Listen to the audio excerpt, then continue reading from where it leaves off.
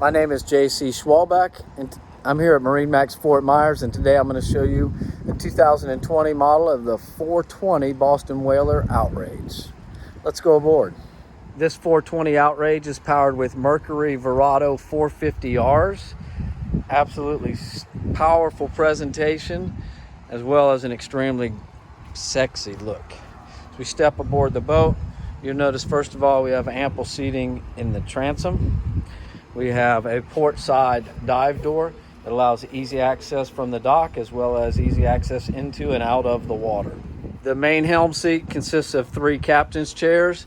The second helm seat consists of a bench seat. Both are at eye level so that everyone on board can see their way forward. The 420 Outrage is a very well-equipped helm. It has 3 16-inch Raymarine screens, joystick piloting, spotlight, automatic trim tabs, as well as Seakeeper 6 gyro stabilization.